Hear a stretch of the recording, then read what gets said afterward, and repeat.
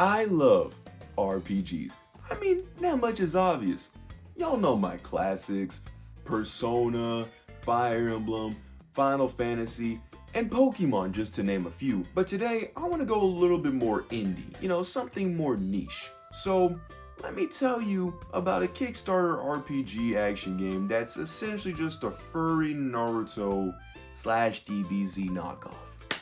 Fellows, let me introduce you to Shyness, the Lightning Kingdom. Now, the background story on how I found this game is kinda ironic, because at first, and I know this is gonna be kinda crazy to hear for the swag views, I forgot how I even got this game. I mean, it was even to a point where I literally had to go back and look at my transaction history, and I realized two things. One was that Parappa the Rapper, original, was not my first purchase of the Parappa the Rapper series. It was actually the second game. And the second thing that I wanted to say was that I bought Shyness the Lightning Kingdom with Call of Duty Modern Warfare? Like COD? So at this point, I remembered my story. So don't put that in the wiki yet on how I acquired this game. So I met a group of friends that really love Call of Duty Modern Warfare, right? And while buying the campaign, I happened to see this game called Shyness the Lightning Kingdom. And I thought it was pretty cool, because it had that Dragon Ball Z and Naruto, that anime-esque sort of style to it. And once I saw that style, that had immediately solidified my purchase, alright? Just off the looks alone. So, with that being said, I decided to play this game for 2 hours?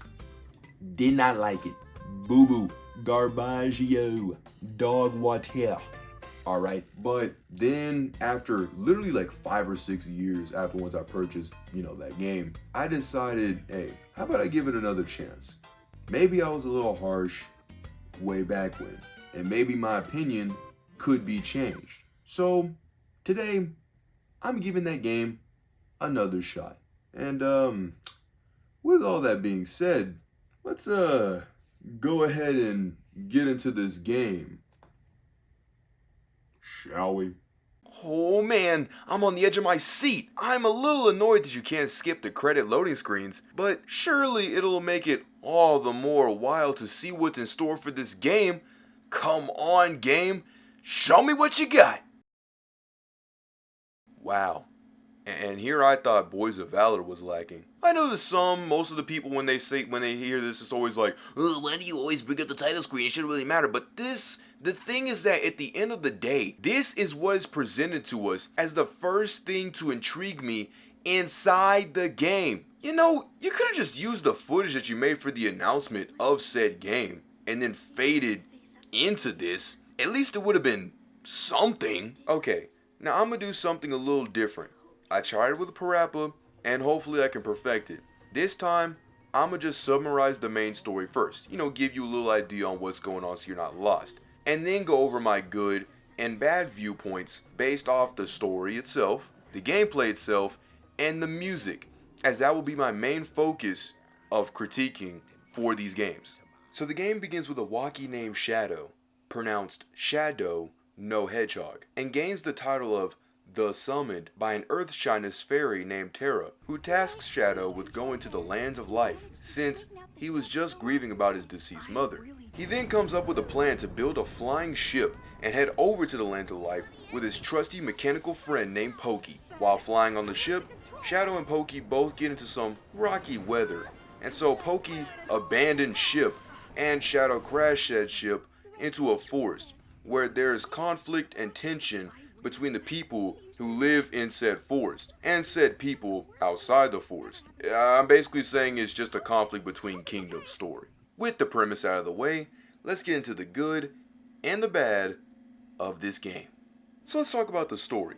Story-wise, the game's cutscenes will sometimes go into a VN or a visual novel style, like DDLC or The Murder of Sonic the Hedgehog to name a few. They look really good, and when the game is paced, it adds quite a bit of impact towards the story. The same can be said for the in-game cutscenes, as I really love the style too, as it also has really great expressions and gives the characters, well, more character and adds more emphasis towards certain dramatic scenes. And lastly, for the story point, I do love how Shyness gives you choices, and depending on what you pick, will impact the story. A massive example, and a bit of spoilers, is the Varine and the Aos decisions, where, depending on whose side you choose, will ultimately decide who will live and who will die in this interaction. So make sure you choose wisely. In terms of gameplay, combat-wise, I love how Shyness implemented this strategy where whatever color the arena that's around you changes into, you can only charge your Shi in that element, and the attacks will also, if you use them in that arena, will be stronger too. The elements in the game are the Avatar Last Airbender elements: earth, fire, water, and air. But on a more technical term, the elemental name is called Shi. One more letter and we be cooked, fellows. Might as well be swearing. So the elements is earth Shi, fire Shi, water Shi, and air Shi. The way to differentiate what element is for what color is this. Earth's element will be brown, fire will be red, water will be blue, and air will be green. It really will make you think about what super attacks you should use at the given time. Kind of like a risk and reward sort of feeling to it all. Oh, and a minor mention is that if your affinity or whatever element you are is scoring 100 or has 100 points in a specific Shi element, all attacks within that specific element will be nullified because, and I quote, the monsters have got the picture. I really like the animations for some moves, like the hyper ultimates that can be pulled off when your tension gauge is about, I'd say 3 to 4 bars full. When doing the ultimate, you're put in a QTE, or for my people in the back, a quick time event, by pressing the right buttons in a quick manner, and can do some pretty destructive damage. Not to mention, when you attack, you can feel the weight that goes in each punch due to the motion blur, giving you that impact that makes every hit feel rewarding when connected. Another minor one, and this is sort of a personal preference of mine, but I really do love their mastery system, as the way that it works is that you have to keep using said ability a certain amount of times, and then the game will let you know that you're able to master other elements of said Shi. There will be icons that will show for what specific character can learn what, but the way how the game has it is that you're constantly learning different new moves and different new elements, and when you master said elements, you can learn a different new element of Shi and use other different scrolls to make your Shi and your attacks or whatever your stats are even more stronger. And lastly, for the gameplay point, is that Shyness also uses the terrain to its advantage in fights.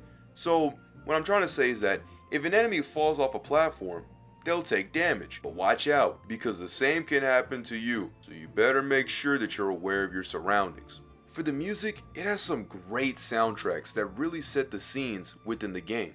Some notable tracks for me are Unknown Lands, Challenge Accepted, The Camp, The Old King Palace, and lastly, The Web of Regrets. I'll link the tracks and the OSTs in the description below. Goodness, this game sounds like a slam dunk of an RPG. You got an innovative combat system with an arena that makes you strategize with a risk-reward type of feel, mastery with Shi elements to give your team more versatility, music that is absolutely beautiful, and a pretty good chosen one trope with the character Chado being chosen by an earth Shyness to go to the lands of life, with many twists and turns along the way. So now my real question is, why don't too many people know or even talk about this game? With all this positivity, you would think this would be talked about a lot. Well, I may have an answer. While this game does have some innovative and creative ideas, there's quite a bit of cons that greatly and heavily outweigh the pros of this game. My starting issue with this game: easy. The story's pacing's too fast. To elaborate further on what I mean, there's parts of the game where they're explaining some background lore, but the problem is that it's on a time-based text, so the dialogue will keep on continuing automatically without me clicking on it, which is fine. You know, there's games that let you do that, and that's pretty okay. But here's the thing, the timer is too fast, not accurate. So you're trying to read what the game is telling you, but since the text keeps going in like 2 seconds, you'll miss out on pretty important text box stuff to the point where it'll skip text boxes and leave you even more confused in this already confusing plot. You would think there would at least be like a text log, like in Persona or Fire Emblem, where you can press a button and you can reread what people are saying to you. No, there's none of that. So I literally had to go back a few times to the person who was telling me what was up just to understand what the conflict was about. Some of these characters in this game are just completely sidelined, and I mean hard. For example, Nashoba and Migane are like the head people of this village, but once Shadow reunites with Poki, that's pretty much the end of them, despite Nashoba being related to one of your party members. Just so we don't lose each other on this already confusing plot, Nashoba's brother is named Kayenne, and what he lacks in strength, he makes up with in wisdom, or in Shinese's logic, intellect. And yes, Nashoba is the vice versa of Kayenne, so instead of smarts, he's stupid strong. But we never get to see him use his strength at all in this game. Oh, no, au contraire. Instead, we get a boring intro with Shadow walking around aimlessly, just trying to find his boy Poki, and these two tailgaters constantly watching Shadow from the trees, whispering that he's not welcome here, and is literally doing nothing wrong. Shadow is doing nothing wrong. It's so forced. Like, they make it seem like Shadow was running around grabbing people by the necks. Hey, where's Poki? Hey, where's Poki? He wasn't doing any of that. You could argue that, well, he was talking to himself in the open, in the unoccupied area, and was compromising their plans of being hidden. But my counter argument is that if they were being hidden, if being hidden was so important to Nashoba and Migane in this whole entire gosh dang forest, if it was so important to them, then wouldn't they have just asked them what's going on and try to at least reach a compromise or maybe a middle ground? For Pete's sake, let me show you. This is literally how the scene plays out, leading to Poki's arrival.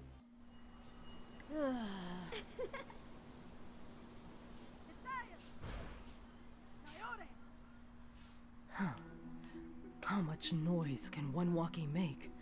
And why is he arguing with himself? A hunch. Strange. Nashoba, this waki is compromising our plans. You are right. He needs to settle down. What is that? What do you suggest we do, Mingen? With a space and a question mark is crazy. He do be showing up missing a lot though.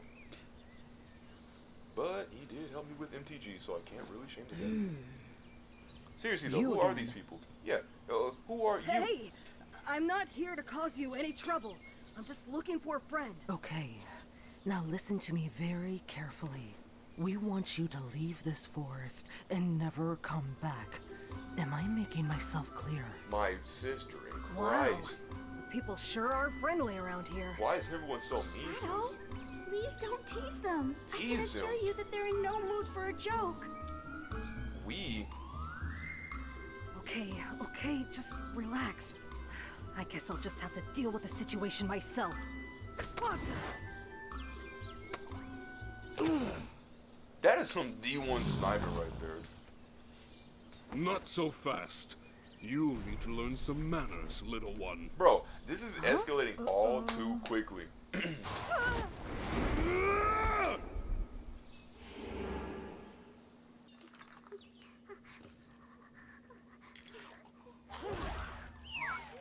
Gosh dang.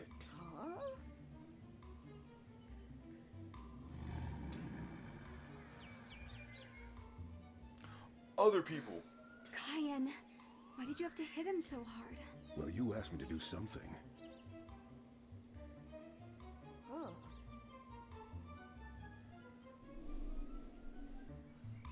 I was just teaching him a lesson. I suppose we had to take care of him one way or another. Finally, they're reunited. At least that's one thing taken care of. Shadow! I thought you were... Not very fashionable, huh? That's crazy. I didn't know what else to say. What's wrong with my bandana? Have you seen those glasses you're wearing? Oh, You goodness. jumping ship, right? Okay. Rosayla, it's time. For what? Again, it's so forced. Another example I can easily say is Iris. She literally punched a corrupted Spider King who was then revealed to be her father and instantly desecrated him. Meanwhile, our behinds took a good beating in the cutscene, while gameplay wise, we were giving him the parumpa pum pumbling like a drummer boy, which will always be a massive pet peeve of mine in video games, is win the battle but lose the cutscene. But, you know, in my head, I was thinking, you know, if all these characters just fought the 3 big bad bosses in this game, then everyone would be good. But this isn't Shyness the Logical Kingdom, this is Shyness the Bad Decisions Kingdom. So that's why they all got sidelined, or just a one show for the one blow to steal our victory credit. Like, we beat that guy. And then you came in and slammed him for some reason, now you got the credit. Bro, we handled him! The choices in this game, despite you being able to change a few outcomes, doesn't really change the ending overall. Like, not much really gets changed. 2 spoilers I can think of is one in the middle of the game and one in the end of the game. For the middle of the game, there's these 2 ex-lovers named Vereen and Ayos.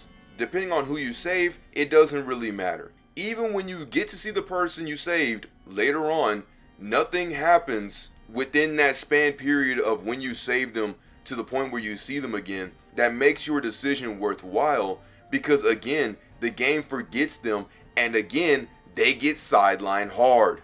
And for the ending of the game, you either have to fight Iris or her sister Kayenne that you barely know until you get to Mantera. I wish there was more of a, you know, honor, dishonor system. You know, maybe Chado could become more corrupted with Dark Shi and become a person that he didn't want to be. Or literally anything more for the end instead of it just being a pick a sister to throw haymakers at. Now, for my people in the front who want to know if Iris or Kayenne is harder, first off, I'd recommend you play the game for yourself, as me just giving you my opinion doesn't really give this game enough justice. Kayenne is the harder sister to fight. And in order to fight Kayenne, you'll need to make as many bad choices as possible by letting no one live and be mean to everyone. Whereas to fight Iris, you'll need to make as many good choices as possible by sparing everyone and helping everyone. But in the end, it doesn't matter, because the story ends, and spoiler alert, without a conclusion. Not a cliffhanger, not a conclusion, nothing. There's like a little scene where like Shado's like, you know, I'm kind of scared, I don't know what's the future, but that's pretty much how it ends. We don't even know if they live. I literally tried to look for alternate endings and no, this is just how it ends.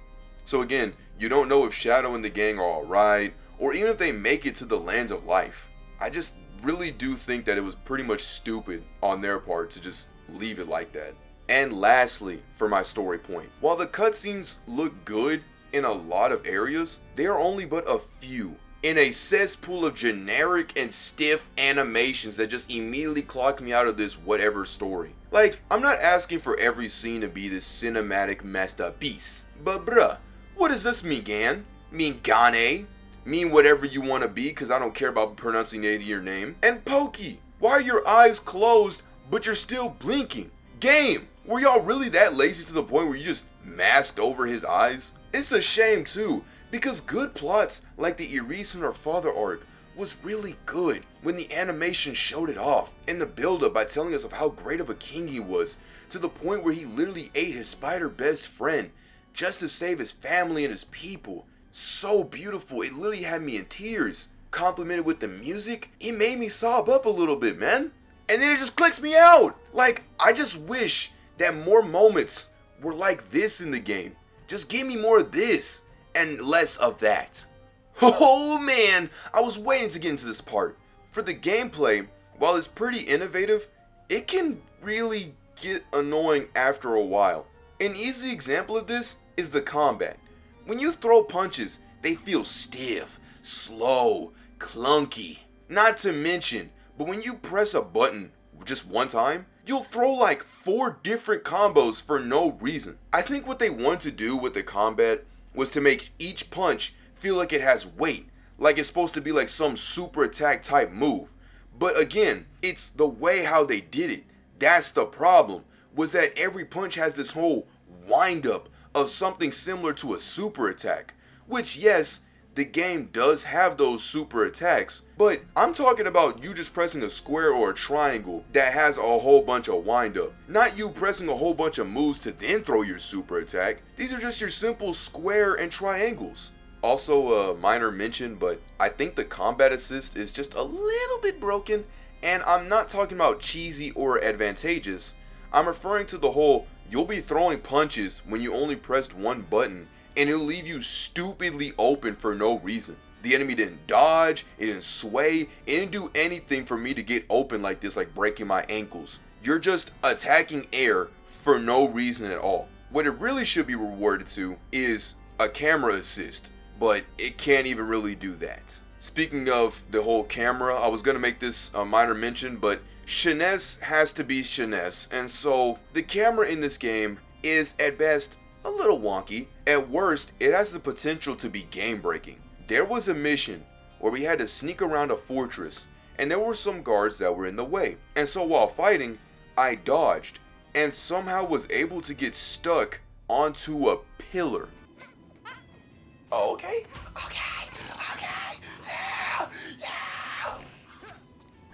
You want to add this like in the midway point of the game. I get that. I don't. I guess it's probably one of the most stupidest things you can do. You give me a double dodge, meanwhile everyone else has been having a double dodge since the beginning of the game.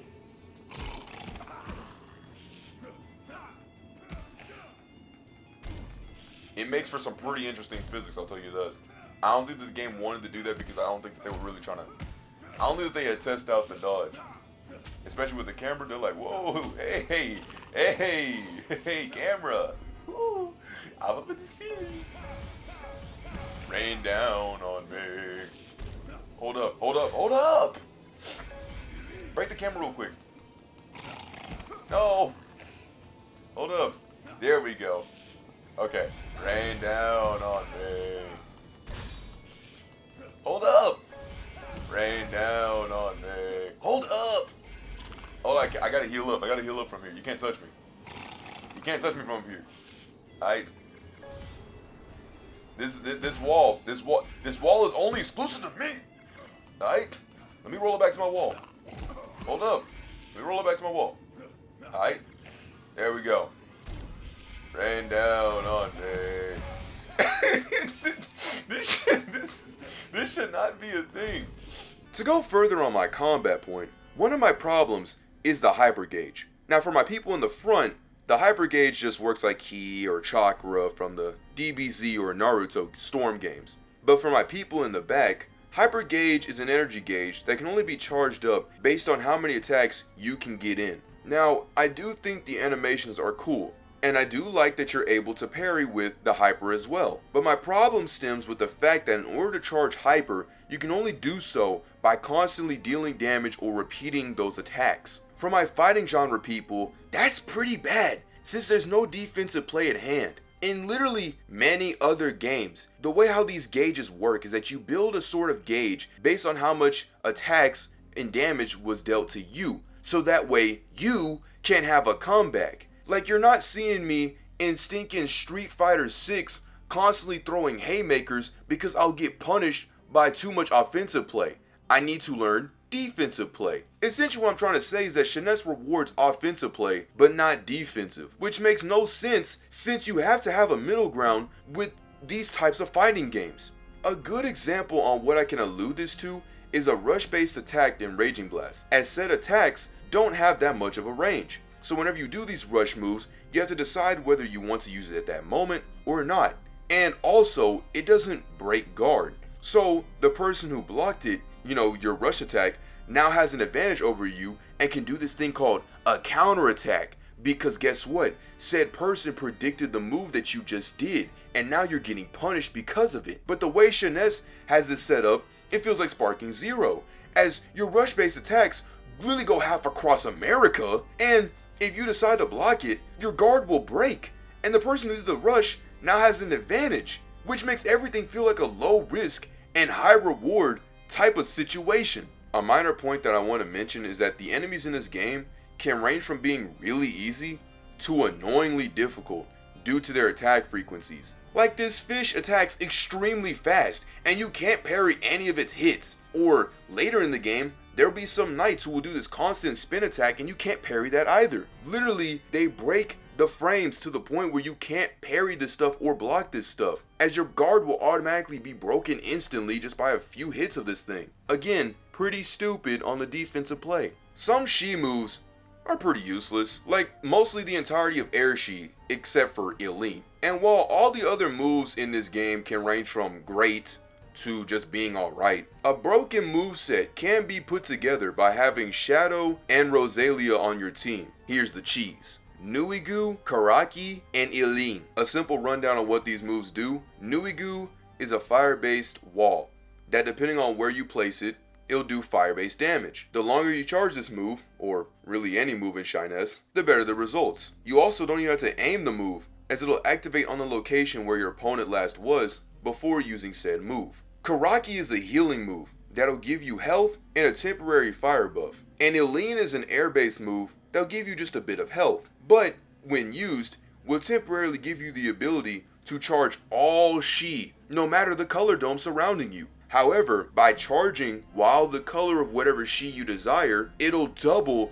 the original charging speed, and it'll make it much more faster, which is a little broken, since you'll go from like 0 to max in like 2.3 seconds. And the thing is that some of the descriptions in the Shi doesn't even tell you what it even does.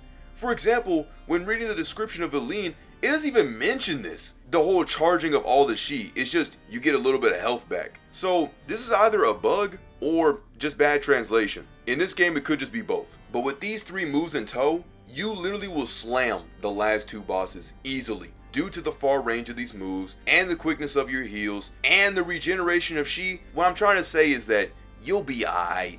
Speaking of boss fights, let's talk about him. For the first boss fight, he's not that hard, as his attacks are pretty basic, and he has a lot of long cooldowns, and the fight seems more of a put what you learned along the way type of fight, except that he can do hyper ultimate attacks and one-shot you unless you're Poki. At that time, it kind of threw me off at first, because at this point in the game, you can't do hyper ultimates yet, because the game hasn't introduced it. So I was really confused as to why I couldn't dodge or block this attack. But overall, his fight's fine. Just make sure you keep your distance and you'll be aight. For the second boss fight, it's relatively easy. Just get out of the way of the line and make sure to reflect the blast back at the enemy. Now, for the most part in the beginning of the game, you'll mainly be parrying melee attacks and not Shi or Ki chakra based attacks. So you'll likely forget that the game mentions it in like a one-off instance. So you're gonna be like me and be stupid confused for a while, wondering how on earth we're supposed to beat this enemy. But thankfully, you'll be able to keep constantly fighting enemies, since, you know, the whole point is that you have to reflect the blast back, and you kind of need hyper in order to do that. So the game will give you enemies to fight along the way. But once you figure that out, again, he's pretty easy. For the third boss fight, it gets even easier. Now, the cutscene before and the lead up is pretty stupid, since you just walk into this room with no conversation and dialogue, see some ghosts and a guy with a light, and immediately you get swarmed by said ghosts that will kill you with one touch. Now bear in mind, if you lose a member here, or you touch the ghost and you fall to your death, when you face the boss, you'll be down 1 member, or however many members that got touched, which is really stupid, since again, there's no lead up and you're just thrown into this expecting to know what's going on. What you have to do is go up to the guy with the light source and punch the ghosts. Bear in mind that trying to initiate an attack in this game is pretty finicky, and sometimes won't literally do anything at all, resulting in you getting tagged by the ghosts, which is always fun. Anyways, the first stage of the boss fight is fine as long as you don't get hit by the wind, as it'll weaken your defenses. Then once you beat the boss fight, while you're celebrating, Poki will learn the Shadow Clone Jutsu and duplicate himself to prepare for the second phase. For the third boss's second phase, you have to ring all the bells by gaining the light dude's power, and then Karaki plus Nuigu to her phase, and that's the end of it. Overall, the second wave is pretty underwhelming, not gonna hold you, because her attack patterns is just to slam her hands to the ground and she'll send a gust of wind in the middle of the stage, which will get you if you're not careful or not aware. And lastly, for the final boss fight, make sure to have your hyper built all the way up, As for the first wave, it ain't so bad. Except, not to mention the OP light that she'll rain down onto you, but that's not really the worst part of it. No. That is for the second phase. For the final boss's fused phase, she'll throw some plants, a swap places kunai, and we'll also have an OP small green mantira stingray looking fish that'll go in circles, and if you get touched by it, it'll one-shot you. So make sure to be on the lookout. But since the game does such a poor job of showing you where anything is, you'll more than likely get touched by it. And I know one of y'all is going to be asking, Swag bro, she's immune to physical damage and all damage. And I know that the big green orb that she keeps shooting, I have to reflect it back, but I don't have any hyper and I can't damage her. Now, I'm not going to hit you with some, I told you so. No. Alright, if you're in this position, you can still get hyper back, so long as you throw physical punches at her. Now again, granted, she won't give any damage, like she'll still be immune to it, but you can still get hyper from her by physically punching her. The game does not tell you this, so you'll be seeing immune, and then you'll be thinking to yourself, dang, what am I supposed to do? I don't know, I just feel like the fight's kind of a little vague on how they kind of explain certain stuff. It's just kind of one of those things where it's like, you just kind of have to throw something, and then you see it, and it's like, oh, okay, I guess this is how it works. But hey, at least now you can parry the blast back at her and finish the game once and for all. Now, if I had to rank it in difficulty from the lowest to the highest, I would say the third boss fight as the lowest. Then going higher, it'll be the first boss fight. Then the second boss fight, and as the hardest boss, it'll be the final boss fight. Now, most of these fights' difficulties range from mostly just a lack of knowledge or poor gameplay mechanics. Usually both. Especially the last boss fight. Speaking on that whole final fight, a minor mention that I want to say, I had a bug where the light noise kept reflecting and sounding literally throughout the stage, but also transferred over through the cutscene. Even though I was already done and finished with the game, it still kept ringing in my ears. There it is. Goodbye. Whew. Not even in a fusion state in that stinking blaring light that I can hear in my ear because I kind of did it too fast. Chado. Another minor mention is that Shiness kept telling me about these potions of exam that lets us teleport from places that we've been to. But the game kept saying potions with an S, implying that there was more than one. And for that reason, I went literally a full third of the game without using it, thinking that I only had the one, since the game up to this point only gave me the one potion of exam. I eventually ran into a run and needed to leave, so I used the potions of exam as a last resort. And then once I used it, I then realized that you can just use it as many times as you want to. And I know the game was acting like they were expendable, but the wording made it seem like they were a sacred key item that should only be used in a dire situation. Honestly, I just chalk up this potions of exam to a poor quality assurance and wording. Let me tell you something dumb about the combat. When you get into a fight in this game, you can't run away from it. Like some Pokemon trainer type mess. No, this is like running away from a wild Pokemon. You can't do that. You are literally trapped inside of this dome unless you lose or win against the enemy, which has to be the most stupidest thing I've ever heard in an RPG ever. Most fights in literally any other RPGs you're able to run from. Final Fantasy, Persona, just all of them. You can run or at least get away from the fights. Dragon Ball Z Kakarot, you can do that. Literally any other game, you can run away from a type of random encounter. Not a boss fight, a random encounter that'll be within the whole playing field. You can't run away from those. Again, just so gosh dang stupid. Oh, hold up, my brother. If you thought that was the most stupidest thing in an RPG, hey, this is gonna be my last point about the combat, just so y'all all know. Here's the thing, there is no such thing as grinding in this game, as most of the XP comes from playing the story, which in a sense is fine. But it's the way how they implemented this, because after a while of facing enemies, you'll gain 0 XP from fighting them. In what RPG, when you fight and grind enemies, do you just gain 0 XP? You at least get 1 XP. So here's the thing, if you're like over 3 levels, just simply 3 levels on a person, the XP will lessen and lessen to the point where when you're like level 4 levels against them, you're 0 XP. It's 0 XP. 4 levels against an enemy, you're 4 levels over an enemy, 0 XP. Just, I have to show, okay. It is so stupid. I don't have to tell you, this is truly the most stupidest thing I've heard in an RPG. I don't know why Shiness likes to take a step forward and then 10 steps back. Structure-wise, Shiness also has some really unnecessary stuff thrown into the game. A few examples I have is the sneak button, as the game will tell you that by sneaking and grabbing animals that you'll gain more rewards, whereas by you running up to them and grabbing them, you'll gain less rewards. But their detection is so annoying because you can literally sneak right past them and they'll still run away from you for some reason. And it's not like sneaking even matters, because once you grab the animal, whether or not you ran or you snuck up on them, it's the exact same rewards.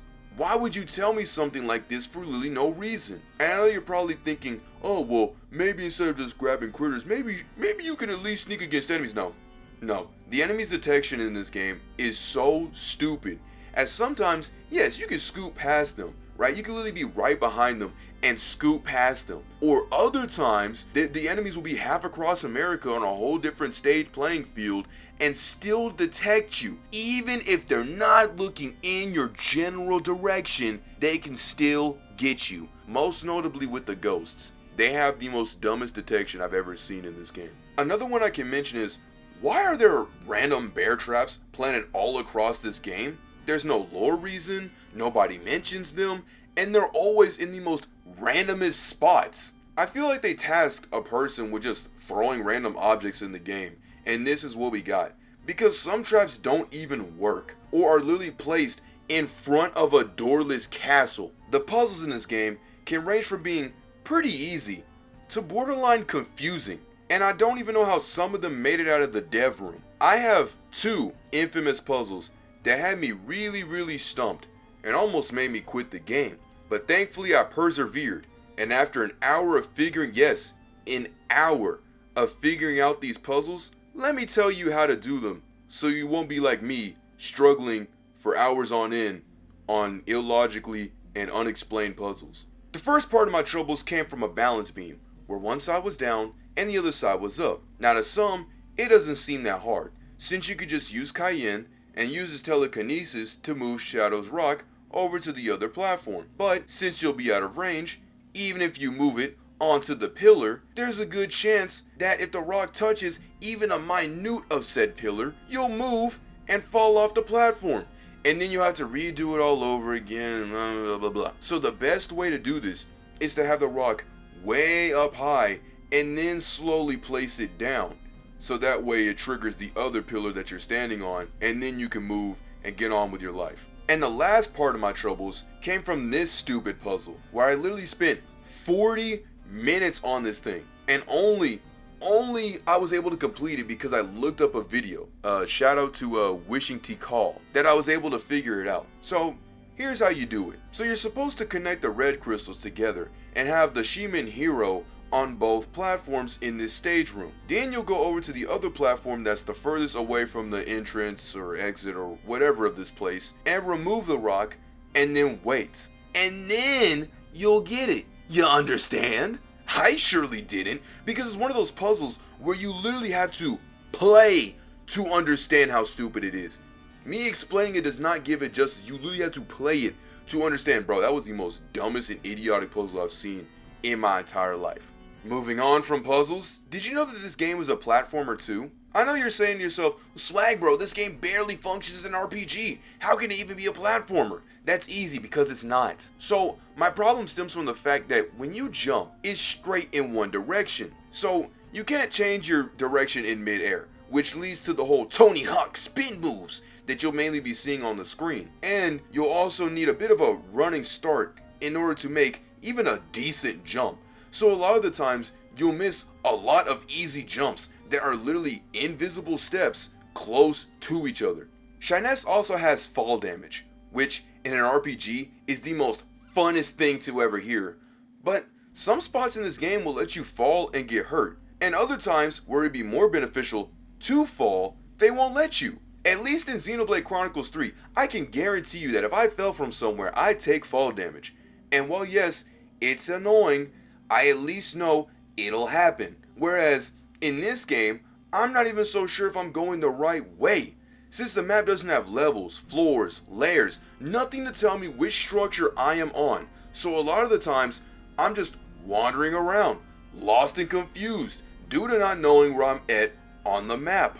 To end this point, what I'm essentially trying to say is that this game wants to be a puzzle solver and a platformer, but it can't even be an RPG! Music-wise, the music's OST, when listened in a secluded manner, not within this game, these tracks are really good. However, the tracks they ended up picking sounds like the most their music I've ever heard. There's nothing really memorable about the music in this game at all. It's just there to be there. At least with Kingdom Hearts, it's something. Here, it's there. Again, it is the most their music, like I exist type of music. That's how it feels like in this game. Nothing memorable, nothing discernible, nothing to be like, oh my goodness, that was annoying, or oh my goodness, that was amazing. It's just, okay. That's how it feels. That's literally how it feels. Now, for my second and last point for this review, it's more of a hot take, but I personally don't like achievements in video games. I know. But here's my problem, alright? My main problem with achievements is that the whole thing falls apart because the achievements in question are determined by what the publisher thinks is rewarding for you. And in RPGs, Persona, I'm specifically looking at you, it'll be the most arbitrary stuff in the game. Like, who cares if I didn't buy every single drink, book, video game, DVD, etc. Who cares if I didn't listen to all of 250 of Reset's quotes and got stuck on the 249th one? And who especially cares if I bought a capsule from a machine? All of this to say that while I do think that some of the achievements in Shyness are alright, and even funny, who on earth thought that you needed to get hit with 50 bear traps to be an achievement for this game? More importantly, what sadistic Neanderthal thought that you had to not get a game over as an achievement? My brother in Christ, it's an RPG. You're gonna lose. And it'd be one thing if it was like Dark Souls or something of that caliber, but this is Shyness, the buggiest kingdom. You're gonna run into something dumb and out of your control that'll make the game autosave on your death. Yes, the game does not autosave unless you lose, which is great. So that means that we could have had an autosave feature already built into this game. You already have an autosave feature built into this game, but y'all specifically chose to leave it out unless you lost so we wouldn't get this achievement. Yeah, devs, Enigami, whoever it is, all I gotta simply say is sit on a cactus and clinch on it, because I don't know how anybody on the achievement team thought that this was a good idea. I guess they really wanted you to replay this buggy game. When I first saw this achievement, I almost just quit the game right in there. Said, yep, that's it. I'm just gonna write a rant review. But I persevered. I still went with that thought mind process on the whole, at least beat the game and then talk about it mindset, right? And I kept going and going to pretty disappointing gameplay, pretty disappointing combat, and a pretty disappointing and muddled story. But with all of that said and all this said being, let me leave you with one last thing for this review. So, after beating these games for these swag views, I usually look up what others had to say and whatever their thoughts were on the game that I'm covering. And after a few searches for this game, I found a Reddit post, and after reading a few comments, one of them really piqued my interest. This guy in particular goes by the name Shabtai Ben Oran, and he went into further detail about the game, it being rushed and not doing some of the stuff that they promised, the creators not being paid for their work, the game's map only being a quarter complete, so that's why the map feels super sectioned off in places like Gendi's Plain. And there was even supposed to be a tie-in manga, but it only got to like, what, 7 out of 10 chapters to be fully completed before they canned it. And there's more to it, but I'm sure you get it at this point that this game was incredibly rushed. And I'm not bringing this up to make fun of the head creator of this game, as he really doesn't like hearing about the whole rocky relationship with the company. But it's stuff like this that makes me truly sick, because the creator, Samir Rabib, was robbed of an 8 out of 10 game. There was a vision here. Gameplay, design, graphics, all of that if they were given more time and more communication. So Samir, if you're somehow watching this, I'm not sick at you. I'm sick that Enigami messed this whole thing up. But I have to review the game in its current state, sadly. So I'm sorry about that, but this is the way how the game is. And if this is the way how the game is, this is the way I gotta say it. You gotta keep in mind, unbiased reviewing is of my highest priority. So even though, yes, this whole thing is pretty sad, and I'll link it down below, I gotta judge it for what it is, man. It's just how it is. So with that being said, let's get into the summary, shall we? So to summarize this up, Shiness the Lightning Kingdom stars a little waki named Chado, who is tasked by an earth fairy named Terra to go to the lands of life to put her at rest and for him to hopefully find his deceased mother. With the help of friends and enemies, Chado ventures forth to complete this task. The game is alright. It's got some innovation with the combat, as the dome surrounding you can change colors, and depending on what color it is, you can either charge your element or unleash it to do even more damage, which will make you really think and adapt on the fly. But that's like as far as I can go with the game's praise, as the cons heavily outweigh the pros, since you'll more often than not run into glitches and camera wonkiness all around the corner, the map not having layers so you won't know what level you're on, the story's pacing and vagueness being too fast and loose, and the puzzles are very finicky and may even require for you to look some of them up. At worst, I would call this game a cash grab and a 30-hour time waster for an incomplete ending that abruptly ends. And at best, I call this game over-ambitious, which is a shame because the story is here and the gameplay seems to be a pretty good slam dunk too. But due to the mishandling of the creator's vision, this is the game we got. And so fellows, and my cousins who will more than likely reference this whole entire thing back to me, my final rating for this game is a Kingdom Hearts 1 out of 10. Subscribble. Thank you all so much for watching, and again, I am really sorry that this review wasn't earlier, as I've been kind of busy, like really busy for a few weeks past, but we are here and we are ready to make way more reviews. If you want to play this game for yourself, wait until it goes on sale, because when it's on sale it'll be like $2, or unless you got CD keys, then you can get it for $2 off rip. Otherwise, it's going to more than likely be $10. I've also made a poll. If you want any other games for me to review, I have made a poll on my YouTube for y'all to vote up to see what next game that you want me to review. So how about you go check that out? Support the channel. And with that being said, this is SwaggView, learning Maherian, saying to beware and take care.